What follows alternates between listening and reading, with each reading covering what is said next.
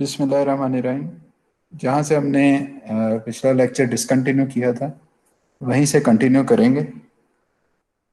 तो पिछले लेक्चर में हमने पॉसिबिलिटीज़ देखी थी कि किस तरह से एफिशिएंसी जो है रैंक एंड साइकिल की बढ़ा सकते हैं।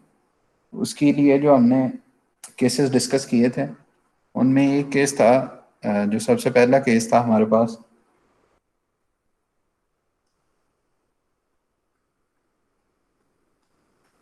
सबसे पहले वाला जो केस था उसकी पॉसिबिलिटी ये थी कि अगर हम प्रेशर जो है कंडेंसर का प्रेशर उसको लोअर करें तो आपके पास एफिशिएंसी बढ़ती है। दूसरी पॉसिबिलिटी जो थी वो ये थी कि आप सुपर हीट करें स्टीम को एक हाई टेम्परेचर के ऊपर, तो उसकी वजह से भी आपके पास क्या होगा, आपके पास एफिशिएंसी बढ़ेगी। और तीसरी जो रीज़न थी, तीसरा जो मेथड था एफिशिएंसी को बढ़ाने का, वो ये था कि आप बॉयलर का प्रेशर जो है उसको इंक्रीज करें, तो उससे भी आपके पास क्या होगा, एफिशिएंसी जो है वो बढ़ेगी। अब जब हम बॉयलर के प्रेशर को इंक्रीज करते थे तो आपके पास जो टरबाइन का एग्जॉस्ट था, टरबाइन के एग्जॉस्ट के ऊपर जो क्वालिटी ऑफ स्टीम है वो लो हो जाती थी। क्वालिटी ऑफ स्टीम से मुराद क्या होता है? क्वालिटी ऑफ स्टीम से मुराद उसकी ड्राइनेस फ्रैक्शन होती है।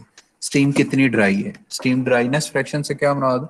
स्टीम ड्राइनेस फ्रैक्शन से मुराद है कि उसके अंदर आपके पास कितने परसेंट स्टीम है और कितना मॉइस्चर है। अगर 80% आपके पास मॉइस्ट सॉरी 80% अगर आपके पास ड्राइनेस फ्रैक्शन, तो इसका मतलब है कि 80% उसमें आपके पास जो है वो स्टीम के पार्टिकल्स हैं, या जिसको हम वेपर्स कहते हैं वो है, और 20% उसमें मॉइस्चर है। तो मॉइस्चर का कंटेंट अगर आपके पास बढ़ता जाएगा तो टरबाइन के ब्लेड जो हैं वो आपके पास अल्टीमेटली उनकी रस्टिंग और इरोजन होने के चांसेस बढ़ते जाएंगे। तो अब इस चीज़ को फिर किस तरह से कवर अप किया जाता है? इस चीज़ को कवर अप करने के लिए एक साइकिल हम डिज़ाइन करते हैं जिसको रीहीटिंग का साइकिल कहते हैं। आइडियल रीहीटिंग का साइकिल कहलाता है।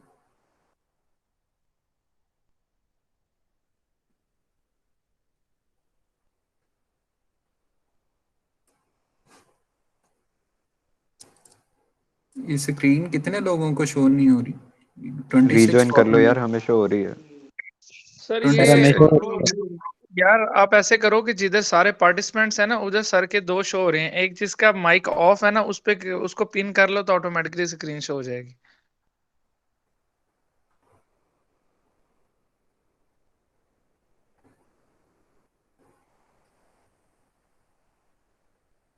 अच्छा जी।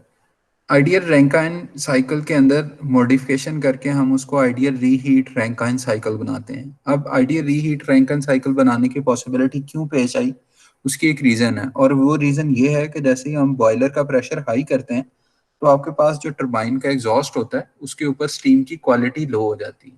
ठीक है जी, मॉइस्चर, ज़्यादा मॉइस्चर वाली स्टीम उसके अंदर आ जाती है, और उसकी वजह से आपके पास उसके ब्लेड जो हैं उनके अंदर इरोजन और क्रोजन या उनके डैमेज होने के, सिंपल आप उसका मटेरियल फेलियर होने के चांसेस बढ़ जाते हैं आपके पास स्टीम के जो आखिरी स्टेजेस होती हैं उनके ब्लेड्स के। तो इस चीज़ को कवर अप करने के लिए फिर हम किस तरह से डिज़ाइन करते हैं? इस तरह से डिज़ाइन करते हैं कि आप स्टीम को पहले एक हाई प्रेशर के ऊपर हीट अप करते हैं। लाइक पहले वाला हमारा प्रेशर है 12 मेगा पास्कल्स, तो आपने उसको एक्सपेंड करवाया रीहीटिंग के बाद सुपर हीटिंग, यानी सुपर हीटिंग के बाद आपने उसको टरबाइन की पहली स्टेज में, हाई प्रेशर स्टेज में आपने उसको एक्सपेंड करवाया। अब आप जब एक्सपेंड करवाते हैं, एक्सपेंड करवाने के बाद आप वो जो स्टीम आपके पास पहली स्टेज का एग्जॉस्ट आता है स्टीम का, उसको आप दोबारा रीहीट करते हैं। कहाँ पे रीहीट करते हैं? रीहीटर्स होते हैं बॉयलर के सेक्शन के अंदर ही। तो आप बॉयलर में वापस भेजते हैं स्टीम को और वो फिर रीहीट होती है। अब पहली जब टरबाइन की हाई प्रेशर स्टेज में एक्सपेंशन होगी तो एक्सपेंशन के नतीजे में दो चीज़ें होंगी, एक तो उसका प्रेशर लो होगा, दूसरा उसका टेम्परेचर लो होगा। अब आपने दूसरी दफ़ा जब उसको रीहीट किया, उसी स्टीम को जो पहली स्टेज का एग्जॉस्ट था उसको आपने रीहीट किया, तो क्या होगा, वो लो प्रेशर के ऊपर रीहीटिंग होगी। ठीक है, पहला प्रेशर लेट्स सी अगर 12 मेगा पास्कल है, तो पहली स्टेज की एक्सपेंशन के रिजल्ट में आपके पास एक तो 350 डिग्री सेंटीग्रेड फर्ज करें, हाई प्रेशर स्टेज की इनलेट के ऊपर कंडीशन 350 डिग्री सेंटीग्रेड है, और 12 मेगा पास्कल है। आपने उसको एक्सपैंड करवाया, एक्सपैंड करवाने के रिजल्ट में जब आपकी पहली स्टेज खत्म होती है, स्टेज का मुराद टरबाइन के ना कोई 10 12 15 ब्लेड्स को मिला के एक स्टेज बनाई जाती है, जिसको आप डिफरेंट टरबाइन के स्टेजेस कहते हैं। High pressure stage, medium pressure stage और लो प्रेशर स्टेज। ये प्रेशर की रेंजेस के ऊपर डिपेंड कर रहा होता है कि आपका प्रेशर किस जगह पे लाई कर रहा है। लाइक अगर आपका प्रेशर हाई प्रेशर रीजन में लाई कर रहा है पहली स्टेज, मतलब जिन ब्लेड्स के ऊपर सीधी आके स्टीम गिर रही है, वो अगर आपका हाई प्रेशर रीजन के अंदर अप्लाई कर रहा है, सॉरी लाई कर रहा है, तो आपके पास क्या आएगा कि हाई प्रेशर रीजन वो एचपी स्टेज होगी, हाई प्रेशर स्टेज होगी। अगर वो मीडियम प्रेशर की रेंज में लाई कर रहा है तो वो मीडियम प्रेशर स्टेज होगी, और अगर लो प्रेशर की स्टेज वो रेंज में लाई कर रहा है तो लो प्रेशर स्टेज होगी। होंगे वही ब्लेड्स, वो ब्लेड्स चेंज नहीं होते। हाँ, ये होता है कि जैसे आपका हाई प्रेशर स्टेज है तो उसके ब्लेड्स थोड़े छोटे होते हैं साइज में। जैसे जैसे आपके प्रेशर बढ़ता जाता है, सॉरी कम होता जाता है, प्रेशर लो होता जाता है, तो आपके ब्लेड्स जो है वो बड़े होते जाते हैं। इसकी एक रीजन होती है, उसकी रीजन ये है कि जैसे जैसे आपके पास प्रेशर लोअर होता जाएगा, आप वर्क को कांस्टेंट रखना चाह रहे हैं, यानी वर्क आपके पास रोटेशन उतनी ही है जो उसकी शेफ्ट है, क्योंकि एक ही शेफ्ट के ऊपर ये सारे ब्लेड्स बने होते हैं। इसके बाद मैं एक एनिमेशन दिखाऊंगा, उससे आपको बहुत सारी चीजें क्लियर हो जाएंगी। तो आपके पास एक ही स्टेज के ऊपर, शेफ्ट के ऊपर ये सारे ब्लेड्स माउंटेड होते हैं। तो आप उसकी रोटेशन को कांस्टेंट रखने के लिए ब्लेड्स का साइज को बढ़ाते जाते हैं, ताकि प्रेशर का इम्पैक्ट उस तरह से आपकी शेफ्ट के ऊपर ना आए। वरना क्या होगा, एचपी के ऊपर आपकी शेफ्ट ज्यादा घूमेगी, जैसे ही वो लो प्रेशर मीडियम प्रेशर की तरफ जाएगी तो उसकी रोटेशन कम हो जाएगी, जो कि एक अच्छी चीज नहीं है।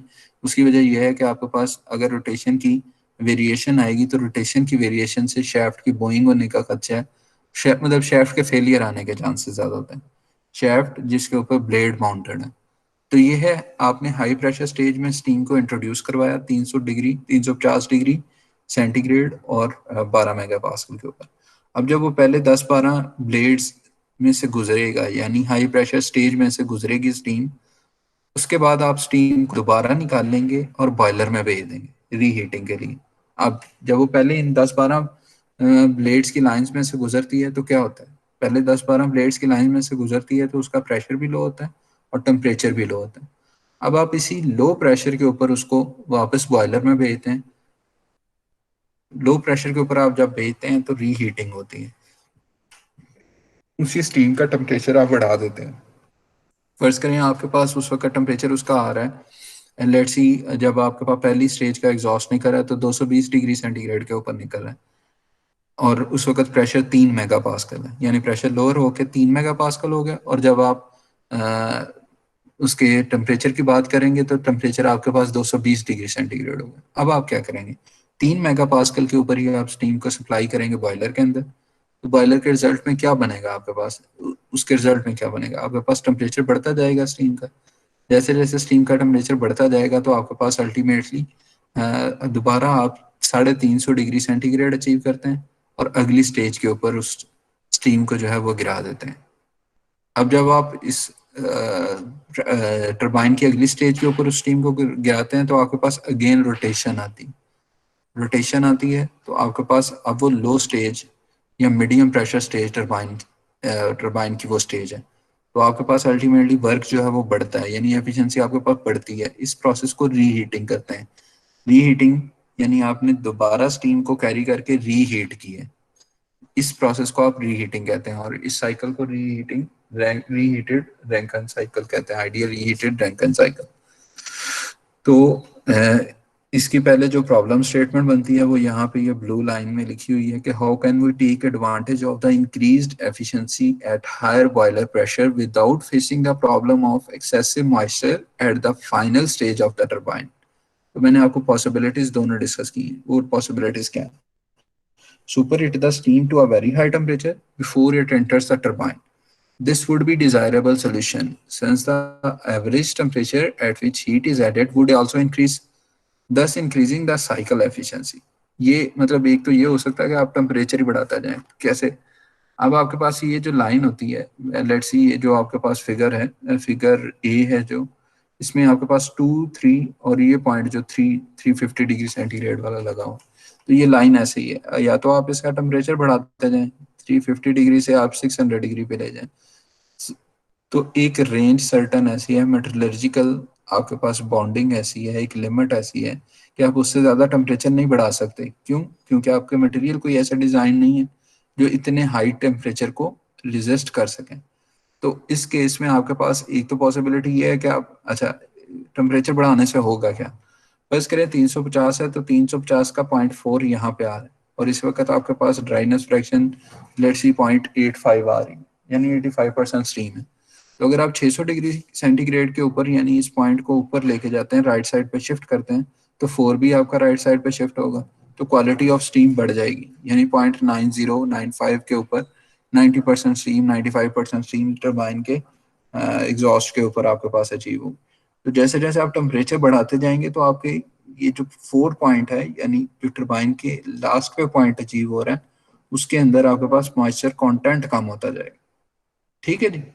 तो एक तो ये पॉसिबिलिटी है कि आप टेम्परेचर बढ़ा दें, लेकिन टेम्परेचर आप एक सर्टन लिमिट तक बढ़ा सकते हैं, उससे आगे नहीं बढ़ा सकते।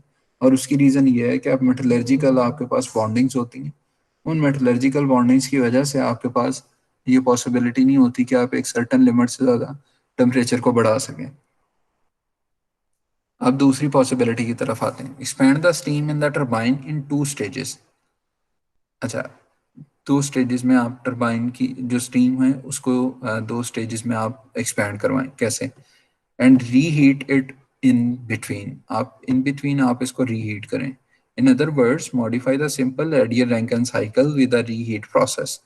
रीहीटिंग का आप प्रोसेस उसमें इंट्रोड्यूस करवा दें, जो आपके पास सिंपल रैंकिन साइकिल है तो वो आपके पास रीहीटेड रैंकिन साइकिल बन जाएगा।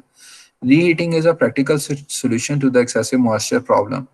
अब क्या होगा कि जब आप उसको रीहीट करेंगे तो आपके पास वो पॉइंट अगेन राइट साइड पे शिफ्ट हो जाएगा। कैसे होगा वो आगे, अभी मैं आपको स्कीमेटिक डायग्राम और टीएस डायग्राम दिखाता हूँ तो उससे आपको आइडिया हो जाएगा। वो पॉइंट आपका राइट साइड पे शिफ्ट होगा तो quality of steam at the end of your steam turbine जो है वो बेटर होती जाएगी। The TS diagram of this reheated Rankine cycle is shown in figure 10.11.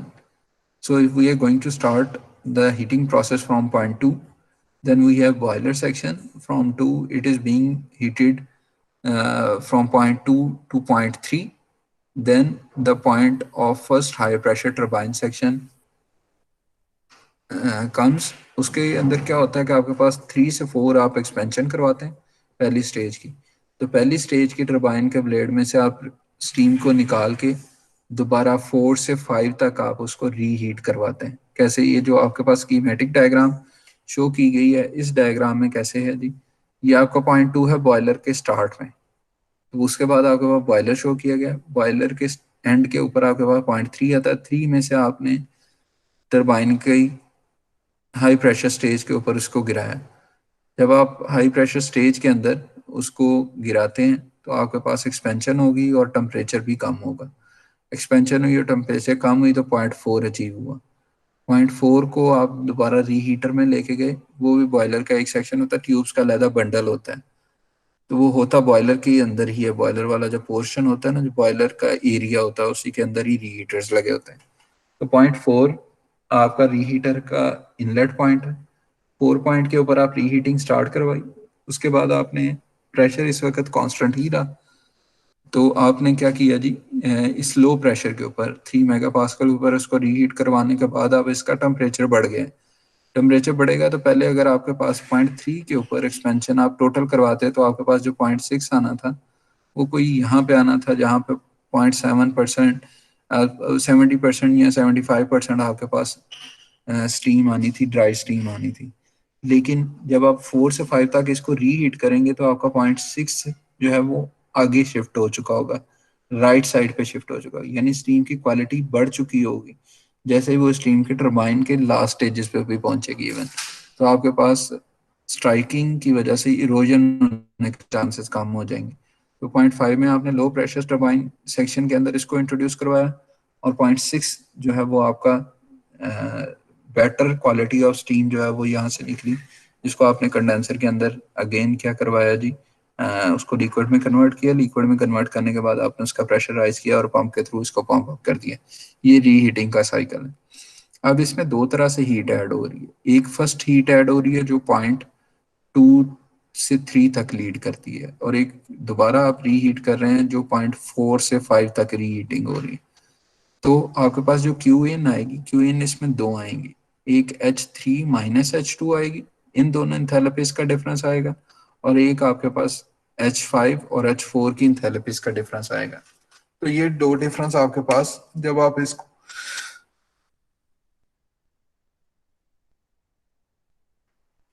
आप इसको सम अप करेंगे तो आपके पास टोटल हीट इनपुट आ जाएगी इस साइकिल की, किस साइकिल की, रीहीटिंग वाले साइकिल की। अब सेम इसी तरह से अगर बात करें हम टरबाइन के वर्क की, यानी आउटपुट वर्क ऑफ टरबाइन, तो वो भी दो आएंगी। एक हाई प्रेशर टरबाइन का आएगा जो 3 और 4 वाला सेक्शन है, और 5 से 6 वाला सेक्शन जो है वो लो प्रेशर टरबाइन है। तो 3 से 4 में 4H4 माइनस H3 और H6 माइनस H5, या अगर आप आउटलेट की बात करें, वर्कआउट की बात करें, तो H3 माइनस H4 हो जाएगा और H5 माइनस H6 हो जाएगा। तो ये आपके पास आउटपुट वर्क आ जाएगा। दो आउटपुट वर्क आए और दो ही हीट सप्लाईज आए। लेकिन जब आप इस तरह से एक सिंगल हीटर रीहीटर को इंट्रोड्यूस करवाते हैं तो आपकी साइकिल एफिशिएंसी बढ़ती है।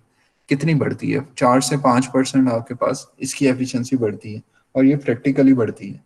और उसकी रीज़न ये है कि आप इसको रीहीट कर रहे होते हैं, तो जब आप हाई टेम्परेचर के ऊपर स्टीम को दोबारा स्ट्राइक करवाते हैं लो प्रेशर टरबाइन की जो स्टेज है उसके अंदर, तो आपके पास रिजल्टेंटली आपके पास वर्क जो है वो दो एंड्स पे आ रहा होता है। एक हाई एंड पे, यानी हाई एंड से मुराद ये है कि हाई प्रेशर स्टेज के ऊपर, और एक लो प्रेशर स्टेज के ऊपर। तो दो तरह से आपके पास वर्क आ रहा होता है। तो अल्टीमेटली आपके पास एफिशिएंसी जो है वो 4 से 5% आपके पास बढ़ती है इस केस में। ठीक है जी, रीहीटिंग के केस में अगर आप रीहीटर को इंट्रोड्यूस करवाएं तो।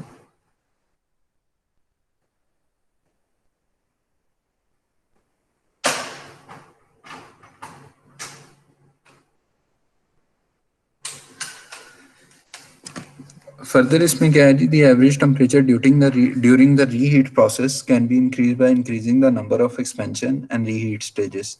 तो आप रीहीट की स्टेजेस को बढ़ा दें, लेकिन आप बढ़ा नहीं सकते। उसकी वजह यह है, एक सर्टेन लिमिट तक आप बढ़ा सकते हैं, उससे ज़्यादा नहीं बढ़ा सकते। यानी 1 से 2 रीहीटर्स को आप इंट्रोड्यूस करवा सकते हैं, इससे ज़्यादा रीहीटिंग नहीं कर सकते। उसकी रीज़न ये है कि जैसे ही आप नंबर ऑफ स्टेजेस आप रीहीटर की बढ़ाएंगे, the expansion and reheat process approach as an isothermal process at the maximum temperature as shown in the figure 10.2। तो आपके पास यहाँ पे अगर आप इसकी स्टेजेस को बढ़ा देंगे तो ये अप्रॉक्सीमेटली आइसोथर्मल प्रोसेस बन जाएगा। The theoretical improvement in the efficiency from the second reheat is about half. तो पहले वाला जब आप रीहीटर लगाएंगे तो उसकी एफिशिएंसी इंप्रूवमेंट ज़्यादा होगी, 4 से 5% होगी। लेकिन जब आप दूसरा इंट्रोड्यूस करवाएंगे तो आपके पास जो है वो एफिशिएंसी उतनी इंक्रीज नहीं होगी जितना पहला रीहीटर लगाने से इंक्रीज होगी। आहिस्ता आहिस्ता जैसे ही आप रीहीटर्स की तादाद बढ़ाते जाएंगे तो एफिशिएंसी के इंक्रीज का इम्पैक्ट जो है वो उतना आपके पास एविडेंट नहीं रहेगा जितना पहले वाले रीहीटर की वजह से। क्यों? उसकी वजह ये है कि आपके पास जो क्वालिटी ऑफ स्टीम है वो बेटर होती जा रही है। अगर आप सुपर हीटेड रीजन में ही रह के कंडेंसर के अंदर उसको इंट्रोड्यूस करवाएंगे तो आपके कंडेंसर को वर्क ज़्यादा करना पड़ेगा, जिसकी वजह से आपके पास इनपुट वर्क जो है कंडेंसर का वो बढ़ जाएगा, और अल्टीमेटली आपके पास एफिशिएंसी बढ़ने की बजाय आपके पास एफिशिएंसी लो होनी शुरू हो जाएगी ओवरऑल साइकिल की। ठीक है जी। तो ये रीज़न है, ये है प्रोसेस रीहीटिंग का, रीहीटेड रैंकिन साइकिल का। अब the optimum reheat pressure is about 1/4। ये लास्ट वाला जो पैरा है, ये जो पैरा अभी है आपके सामने है कि the reheat temperature are very close और equal to the turbine inlet temperature. The optimum reheat pressure is about 1/4 of the maximum cycle pressure.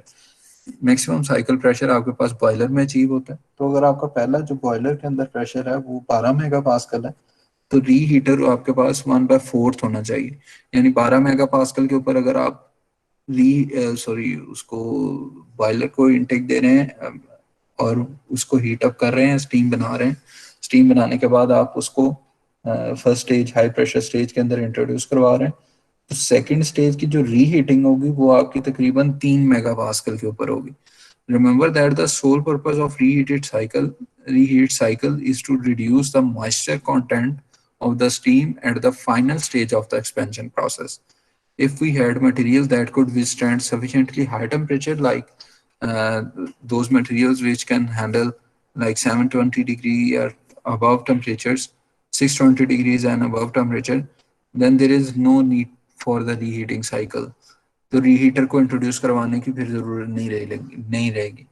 लेकिन आप एफिशिएंसी को इंक्रीज करने और दूसरी रीज़न ये है कि आप स्टीम की क्वालिटी को बेहतर करने के लिए आपके पास जो पॉसिबिलिटी है वो रीहीटिंग की है।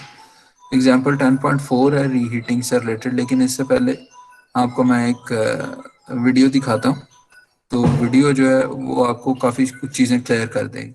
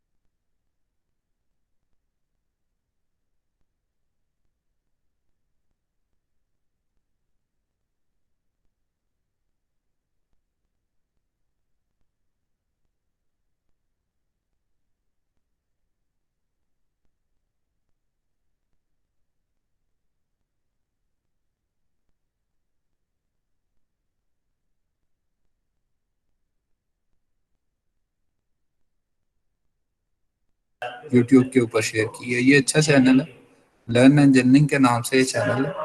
इस चैनल के ऊपर आपकी जो पहले वाली वीडियोस हैं एनिमेशन वो भी पड़ी है, और जो फर्दर हम देखेंगे वो भी एनिमेशन इस पे पड़ी है। इसके ऊपर काफ़ी इंफॉर्मेटिव वीडियोस हैं मैकेनिकल से रिलेटेड। तो ये एक अच्छा चैनल है। आपका कोई क्वेश्चन है तो वो काइंडली पूछें। आप जो इसका एक्चुअल व्यू है वो किस तरह से आपको नजर आएगा एज अ ट्रेस नजर आएगा। सही है, सर अगर एक हम जगह पे ज़रा कंफ्यूजन आ रही थी कि वो जब प्री हीट करता है तो बॉयलर में वो हीट करने के बाद उधर ही प्री हीट कर देता है, वो टरबाइन में लेके जाता है उसे अगर पहले। आप इसका फ्रंट व्यू देखें तो आपको ये प्री हीट की रीहीट नजर आएगी, हीट नजर आएगी। होता रीहीट ही सर, है। रीहीटिंग जी। रीहीटिंग में आपको ना दोबारा वो वीडियो शेयर करता हूँ, उसमें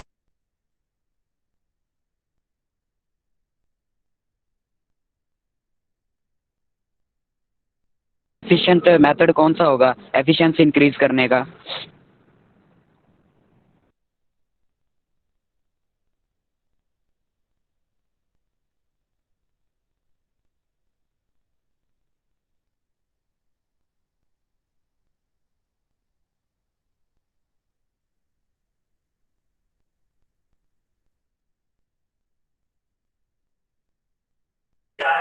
आप अपना क्वेश्चन जरा दोबारा रिपीट कर दीजिएगा।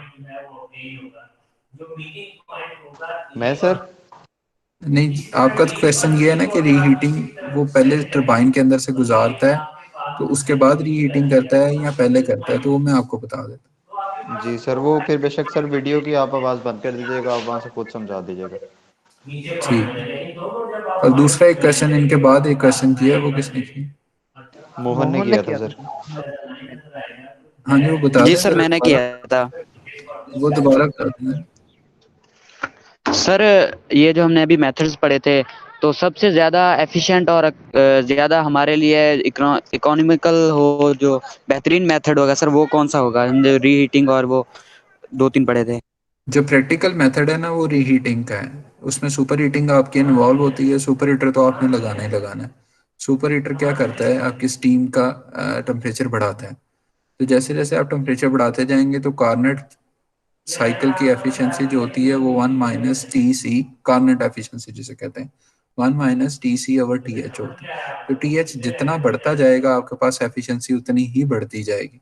तो एक तो ये है कि सुपर हीटिंग, आपका सुपर हीटर आप इंट्रोड्यूस करवाते हैं तो आपकी एफिशिएंसी ज़्यादा आती है as compare to simple Rankine cycle. अब सुपर हीटर इंट्रोड्यूस करवाने के बाद आप उसको रीहीट करें। रीहीट जब आप करेंगे तो रीहीटिंग के रिजल्ट में क्या होगा, रीहीटिंग के रिजल्ट में आपकी एफिशिएंसी 4 से 5% और बढ़ जाएगी। ठीक है जी। तो ये रीहीटिंग भी यूज हो रही होती है, सुपर हीटिंग भी यूज हो रही है। जितने फिनोमेना हम पिछले पढ़ते आए हैं वो सारे ही मिलके एक साइकिल बनता है जिसको रीहीटिंग का साइकिल कहा जाता है। उसके अंदर सुपर हीटिंग भी इनकॉर्पोरेट हो रही होती है और रीहीटिंग भी इनकॉर्पोरेट हो रही होती ओके सर, ठीक है। है अब मैं सर। आपको वीडियो से दिखा देता हूँ। एक रजिस्टर पकड़े अपने पास, रजिस्टर कोई बुक हो, लेकिन मैं ज्यादा चीजें नहीं। अब आपके पास ये जो रेड वाली लाइन है, ये जो रेड वाली लाइन आ रही है, ये आपकी टरबाइन का इनलेट है, हाई प्रेशर स्टीम का, हाई प्रेशर स्टेज का। तो ये आपके पास यहाँ से इंट्रोड्यूस होती है। ये पहली स्टेज में से एक्सपैंड होने के बाद रीहीटिंग होती है। कैसे रीहीटिंग होती है, ये इस वाले पोर्शन में एक्सपैंड होगी। ये जो पहले वाला पोर्शन है ब्लेड्स का, इसके अंदर एक्सपेंशन, जहाँ पे ये मैक्सिमम बेरेबल टेम्परेचर 600 डिग्री का तीर लगा हुआ, तो पहले वाली स्टेज में आपकी एक्सपेंशन होने के बाद क्या होगा कि आप स्टीम को निकालेंगे। 550 डिग्री सेंटीग्रेड पे आपने पहली स्टेज का इनलेट दिया, और जब वो गुजरती है पहली स्टेज में से तो वो 350 डिग्री सेंटीग्रेड यहाँ पे हो गया उसका टेम्परेचर, ये पहले वाले ब्लेड्स में से गुजरने के बाद। अब ये 350 डिग्री सेंटीग्रेड को आप दोबारा रीहीट करेंगे, इसको रीहीटर में इंट्रोड्यूस करवाएंगे। यहाँ से आपने स्टीम को लिया, ये जो 350 डिग्री सेंटीग्रेड की लाइन जा रही थी, इसको आप ऊपर लेके गए और इस बंडल में इंट्रोड्यूस करवाया जो रीहीटर है। तो रीहीटर उसका टेम्परेचर अगेन बढ़ा देगा, 350 डिग्री सेंटीग्रेड से बढ़ा के वो उसको 550 डिग्री सेंटीग्रेड दोबारा कर देता है। लेकिन आपका प्रेशर जो लो हुआ है वो अगेन आपके पास नहीं आएगा। तो आपकी पहली स्टेज जो थी हाई प्रेशर स्टेज, उसका फर्स्ट इनटेक था 550 डिग्री सेंटीग्रेड और हाई प्रेशर के ऊपर था, और उसका आउटपुट था 350 डिग्री सेंटीग्रेड और प्रेशर लो हो चुका था, या इंटरमीडिएट प्रेशर हो चुका था। तो इंटरमीडिएट प्रेशर के ऊपर आपने अगेन रीहीटिंग की। रीहीटिंग के रिजल्ट में आपके पास इंटरमीडिएट स्टेट के ऊपर भी अब आपके पास रीहीटर का प्रेशर, जो सॉरी स्टीम का प्रेशर है वो 550 डिग्री सेंटीग्रेड। तो आप इसको इंट्रोड्यूस करवाएंगे हाई हीटेड स्टीम को, रीहीटेड स्टीम को इंटरमीडिएट प्रेशर के ऊपर, तो अब एक्सपेंशन होगी। एक्सपेंशन होने के रिजल्ट में आपके पास क्या होगा, यहाँ से एक्सपेंशन लेफ्ट साइड से, ये जो एक्सट्रीम लेफ्ट साइड पे आ रहा है, एक्सपैंड होने के बाद आपके पास अगेन स्टीम इंट्रोड्यूस होगी लो प्रेशर टरबाइन में। तो ये इसकी वर्किंग है रीहीटर की। कोई क्वेश्चन है? अब अगर आपका क्वेश्चन क्लियर नहीं हुआ तो आप दोबारा पूछ लें। जी सर, क्लियर है, थैंक यू। किसी का कोई और क्वेश्चन है तो वो पूछ लें।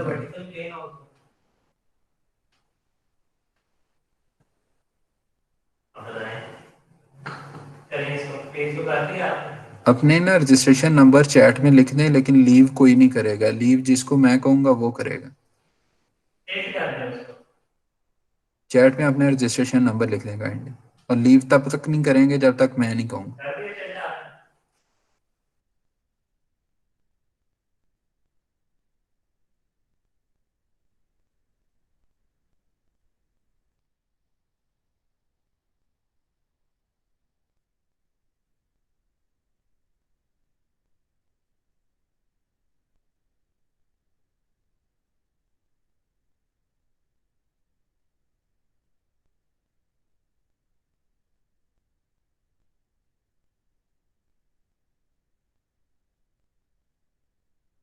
Excuse me sir. जी जी बताएं अली। सर वो रोल नंबर 90 आ गया हुआ है सर, वो शुरू में जिसका आप पूछ रहे थे ना, वो भी इधर मीटिंग हाँ में। वो मैं उनसे बात करता हूँ। ये रोल नंबर 98 लीव कर दें। Okay sir, thank you. Roll number 14 leave कर दें, 14 roll number. Okay sir. 10 role number leave कर दें, 10 roll number. Roll number 40 leave कर दें, 40 roll number. 10 role number leave कर दें जी। 24 रोल नंबर लीव कर दें। 88 लीव कर दें। 80 रोल नंबर। सॉरी, सर 48 का क्या है आपने? 88। अब अगर मैं पेज इसके ऊपर अरे यार, हाँ जी, अब नजर आ रहा है। हॉरिजॉन्टल प्लेन, वर्टिकल प्लेन समझ आ रहा है। 80 roll number, 80, 80 role number leave कर दें। Okay sir. रोल नंबर 6 अब लीव अगर कर दें। इसको मैं यूं रख दूं इसके ऊपर परपेंडिकुलर, तो ये मुझे स्क्वायर नजर आएगा। फ्रंट रोल नंबर 44 लीव कर दें। इनके फेस नजर आएगा, ऐसे ही। 46 कर दें। 38 कर दें। अब मैं कर क्या रहा हूं, मैं इसको टिल्ट कर रहा हूं। 28 कर दें। ये एंगल ओके बना रहा सर। है वर्टिकल, तो यानी कि 12 टेढ़ा रोल बना नंबर, हुआ है, ऐसे। 12 roll yes number sir. Leave कर दें। ओके 66 रोल नंबर लीव कर दें। Okay sir. अब जब इसको आप ड्रॉ रोल नंबर करेंगे, 28 तो ये लीव कर आपको दें। एक टेढ़ी लाइन नजर आएगी अपॉन द हॉरिजॉन्टल प्लेन।